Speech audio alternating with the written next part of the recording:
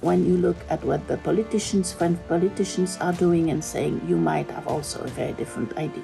But 75% of the French people support Ukraine. But now what we see that European countries, France and Germany, are no more mediators, and they don't play this role in this conflict. They are definitely on the Ukraine side. Hello and welcome to Ukraine in Flames, a special project by Ukraine Media Center and NGO Euro-Atlantic Course. My name is Alexandra Tsikhanovska, and I'm excited to continue the discussion on Russian propaganda in different countries. Today we'll focus on France. If you want to learn more, please subscribe to our channel to stay tuned. When we think of the Russian influence in France, the first name that naturally comes to our mind is, of course, Marine Le Pen, a far-right Eurosceptic who has borrowed money from Russia and maintains this alliance despite being forced to put at least some distance between herself and Vladimir Putin.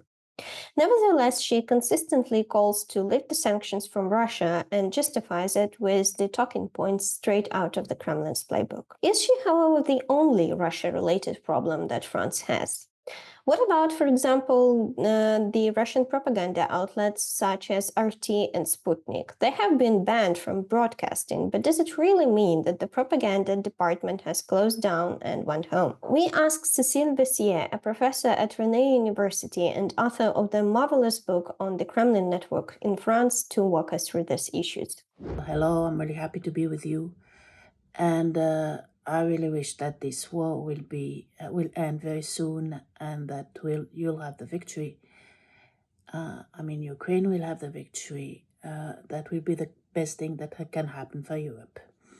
I've been asked to talk about the Russian proxies in France and the attitude of the French people towards this war. I would start with one figure. A few weeks ago, it was said in the press that 75% of the French people support Ukraine. 75% understand what's going on. 75% are in favor of Ukraine and supporting Ukraine. This is a very high figure, as you understand, and I cannot not relate this figure to another one that was published like two years ago and 5 years ago and hadn't really moved. That is the fact that 75% of the French people didn't like Putin and didn't trust Putin and Putin's Russia. It's not that they don't like Russia, it's just that they don't trust it at least, Putin's Russia, and that was before February 22. So this is something that we have to keep in mind, especially since when you look at social media, you may have a very different idea. And when you look at what the French politicians are doing and saying, you might have also a very different idea. But 75% of the French people support Ukraine. As I said, the French political elite, so-called, is somehow different, has a different reaction. And here I would like to remind you of two things that happened recently. The first thing is that a few days ago, Marine Le Pen said that she would like sanctions against Russia to be stopped. And her argument was, and it's very interesting, and I'll go back to that, not that Russia was wonderful, not that Putin was right. The argument was that these sanctions, as she said, don't work, and they're hurting France more than they're hurting Russia. This is the first thing. The second thing that happened was the vote in the parliament to accept Sweden and Finland into NATO. And Marine Le Pen's party didn't vote. They just kept neutral. But the party that was created by Jean-Luc Mélenchon, and that is now part of a bigger alliance, they voted against. Why did they vote against? They voted against because this party and the extreme left and the extreme right at the same time, they have in common the fact that in France, they're very much against NATO, they're very much against America, and they're very much against the European Union. Why is it connected to the war? Because for these reasons, the French ultra-left and the French ultra-right are sort of united on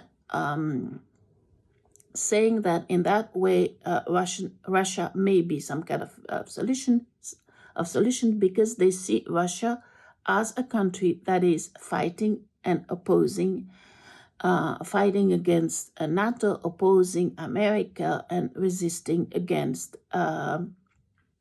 what's happening in the Western world.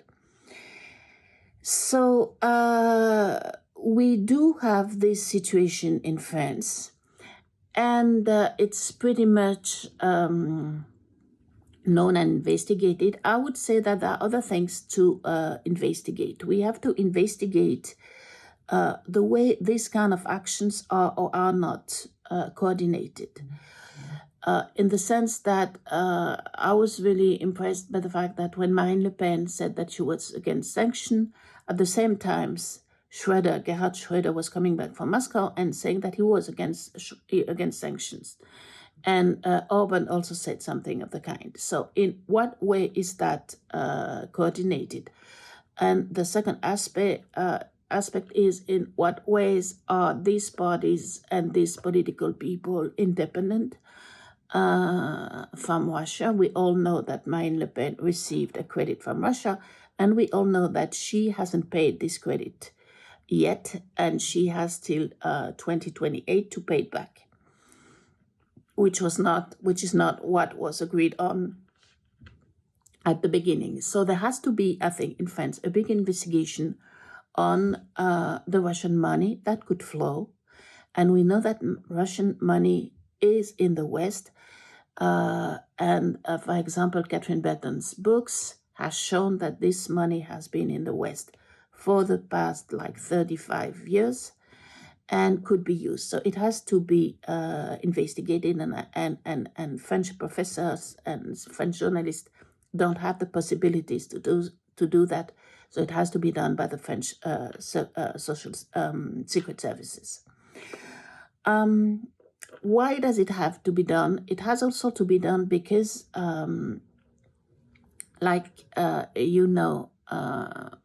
the Russian medias don't work in France anymore. We don't have RT, we don't have Sputnik, they are prohibited, they don't work.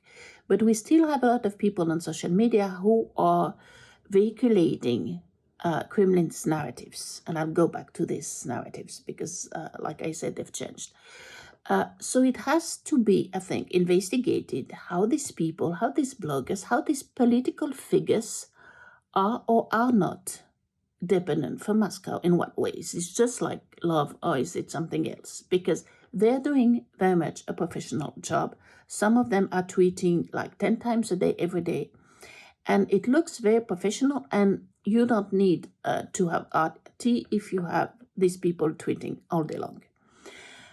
So it has to be, like I said, investigated, and especially since they've changed their narrative. Now the new narratives are the following, and they might be working very much on the French people. First narrative, that France is acting this way just because America wants it. And it's not a decision of France, and it's not something that the French people want to fight against Russia, as they say, but it's something that's being imposed on us from America, but the French people will have to pay the bill. And this is the second narrative. They're saying that the French people will suffer very much from the war, from the sanction, from what's going on between Ukraine and Russia. They say that the French people will have to pay much more for the electricity, will have to pay much more for the gas, that the French economy will go down, and that it will be a lot harder for everyone. And of course, these two narratives, they might work. And they might work, especially the second one, very well in September. For the moment, French people are on vacation. It's all very quiet on the political front. But in September, we may have social movements. We may have some kind of yellow vest movement against. we always have some strikes and some demonstration. So if you have a lot of people convinced that the prices are going up because of this war, because we're supporting Ukraine in the war against Russia, it can develop very much, especially taking into account the fatigue that may appear in front of these problems, in front of the war a little bit, but not too much, in front of the refugees that may be living in some people's homes, for example, for months without the government having a very clear solution and very clear help programs to help these people. So we have to take care of these things, and we have to find solutions for these arguments not to develop too much. As we have learned, Russian propaganda is heavily pushing the anti-Western narratives in France and tries to persuade French people that the sanctions are useless. But what other stories are being promoted, and what exactly is their danger? Tetyana Ogarkova, head of international outreach at Ukraine Media Center, will tell us more. We are talking about the attitude of France towards Ukraine, towards Russia's war against Ukraine. And maybe the first thing to tell now is that the attitude of France switched quite dramatically. Now, if we compare with what was happening back in 2014, because let's look back for 2014 and we'll see that France, together with Germany, participated in a Normandy format. It meant that France was considered to be kind of a mediator in this war between Russia and Ukraine. But now, France considered to continue this role. We all do remember these long conversations of Emmanuel Macron, French president, with Vladimir Putin just before the war and even after. But now what we see that European countries, France and Germany, are no more mediators, and they don't play this role in this conflict. They are definitely on the Ukraine side, and we can talk about France as being a partner of Ukraine in this war, a partner, not an ally. Maybe that's a bad news for Ukraine, because French troops are not active in Ukraine, but France is helping a lot with sanctions and even with military aid. According to what we know from sociological polls, we know that 75% of French population, they support Ukraine in this war. They understand what is going on. They understand that this is aggression coming from Russia and that Ukraine has to win this war. This is extremely high figure for France, and it means that France is clearly on the, at least on the level of population, is clearly on the side of Ukraine.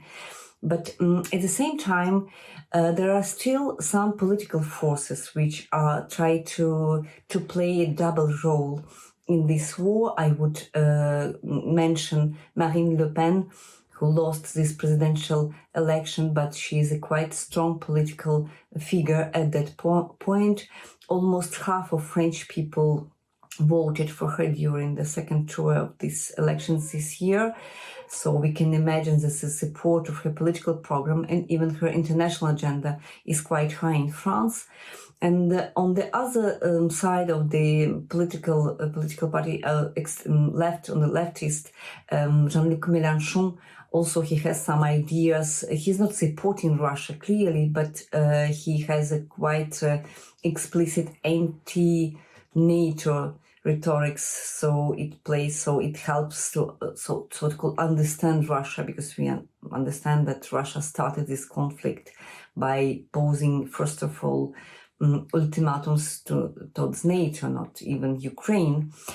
So maybe the most dangerous for Ukraine, dangerous ideas for Ukraine, which are veiculated in France at that very moment, are maybe the first idea is that Russia is strong enough to continue this war, and in any case, Russia will not be out of the game. So we have to take into consideration what Russia wants.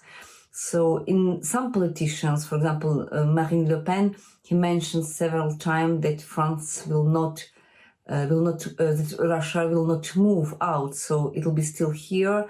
Russia is Europe's neighbor. It means that we have to deal with Russia. We have to understand Russia, even if we severely condemn what Russia is actually doing. So this idea of strength of Russia is quite dangerous, and it is the basis of many narratives what we hear now from France. The second important point is about NATO. France had always had a kind of ambiguous attitude towards NATO, because on one hand France is a NATO country, but at the same time in public opinion we've heard a lot of criticism towards NATO and criticism towards the United States. It means that they are open to understand these arguments of Russia, of anti-NATO arguments, and they would align with the idea that partially NATO and Ukraine are guilty because Ukraine has fixed its will to enter NATO in its constitution, and NATO is expanding to the east. So this may be the second important point, which is putting French public opinion in favor of Russian propaganda. The third point we've observed during these last months, it touches migrants. In many social media, we can observe this type of argument that it looks like you all talk only about Ukraine. A lot of migrants come from Ukraine now, and they are in a way better treated than any other migrants from different countries where there's also war and destruction. So why should we help Ukraine? Why should we help Ukrainian migrants so much? We'll forget about other people. And this is a kind of not just towards other people. So this is maybe the third argument which is used in order to diminish, to reduce the help provided by France towards Ukrainian migrants which cross the border and which are in Europe actually.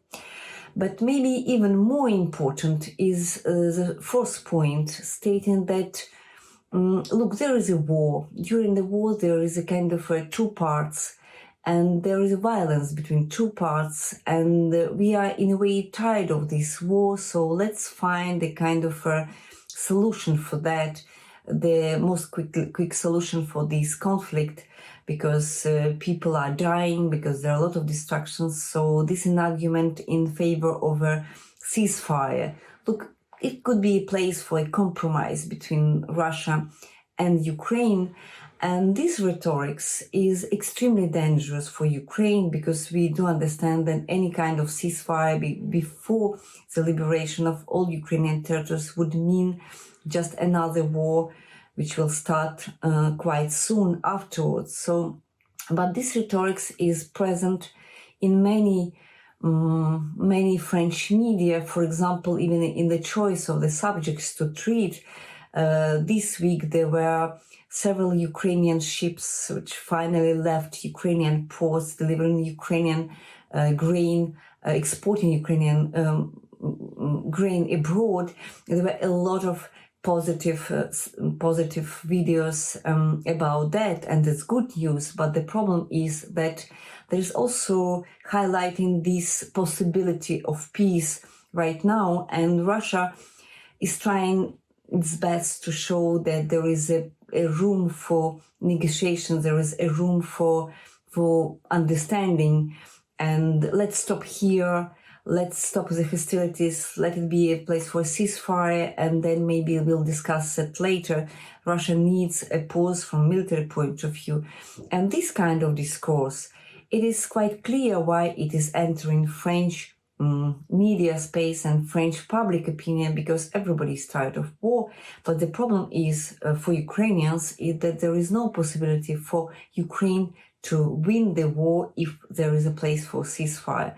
So these 4 points which are present in French media, in French social media, and in French political discourse, they are to be observed quite closely, because they can reduce in a way the support France is already delivering to Ukraine.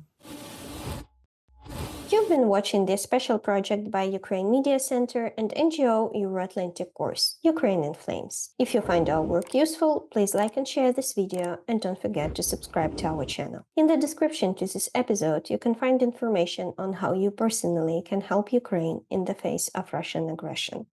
Remember that everything is going to be Ukraine.